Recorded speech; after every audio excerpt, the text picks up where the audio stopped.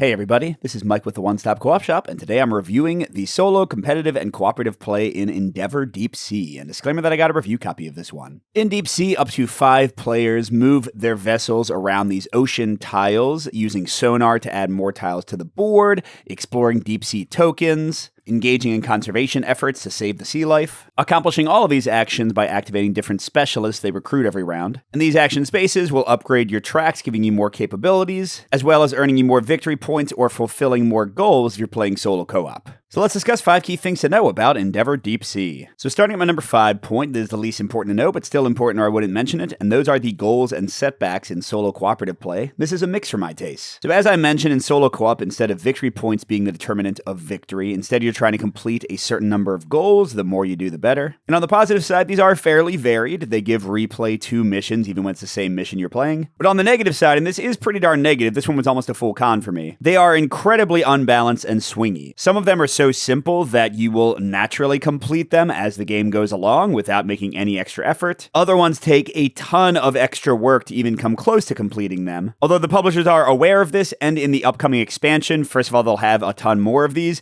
but they're also going to be ranked on how difficult or easy they are so you can tailor the game experience. So it seems like it'll be totally fixed with the expansion, but if you play with just the base game, it's still fine. Just be aware it could be frustrating. Next at number 4, a full pro for my taste, I'm looking at the missions in the game. In the version of the game they sent me, there are 10 missions, and they change up a lot of things. First of all, they change how the ocean tiles are initially set up and how big the ocean can get. They also have different impact boards that give you different rewards, victory points, and otherwise for putting these tokens down. That's going to change up the gameplay. And then probably the biggest one, they have different goals, again used in solo co-op, but also used for victory point competition in competitive, where you get a bonus for being first or second in each category. And these really change up the gameplay. So this is pretty awesome, especially for Euros, which usually don't have these kind of scenarios that often. Next at number 3 are the track upgrades in the game, and this is a mix for my taste. So you have 4 main tracks in the game, and hiring specialists, doing different actions on the board will all raise these up. And they're all incredibly important. The top one determines what type of specialist you can hire, how strong they are.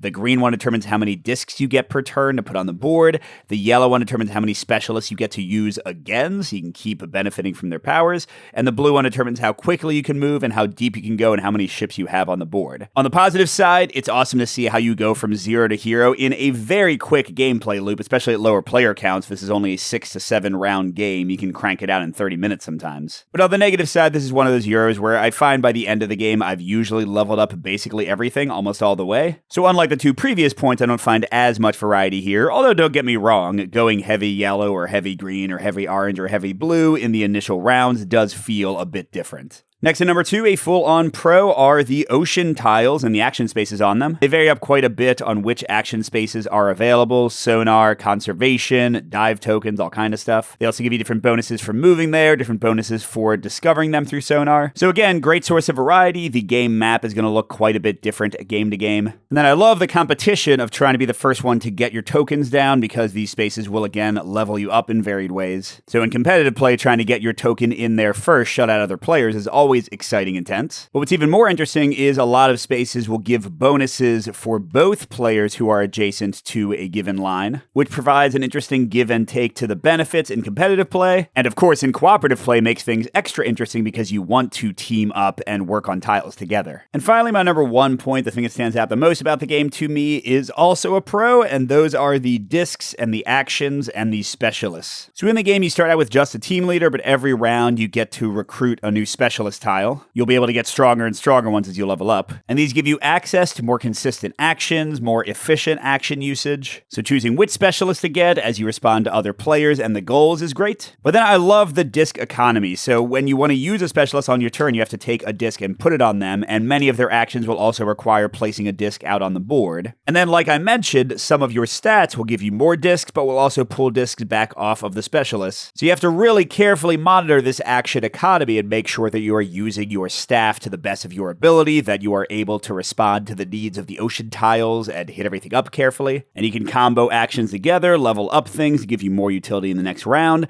Also, all of the specialists after your starting one can be leveled up. It'll give you more track advancements, change up the actions they can do. Just lots of interesting and tactically juicy choices to be made, again, in a game that is incredibly quick to play, especially at lower player counts. So overall, you might want to check out Endeavor Deep Sea if you like quick playing Euro games. it really is speedy, or if you like really tough, really tight action choices. On the other hand, you might want to avoid this one if you don't want somewhat samey upgrades. I found that some paths do feel a bit stronger than others in terms of balance, and like I said, I tend to get all things up pretty high, so it's not like you're following drastically different paths each game. And also, you might want to avoid this one for solo co-op specifically if that lack of balance and swinginess in the goals bothers you and you don't think you'll get the expansion. If you get the expansion, I expect it to fully fix it, and even without it, I think if you just kind of squint and move on, it still plays really well, but it can be frustrating if you're a stickler for the rules. And if you want to see the game in action, I have a full playthrough of a solo scenario on the channel. Thanks for watching, everybody. Good gaming, and I'll see you at the next stop.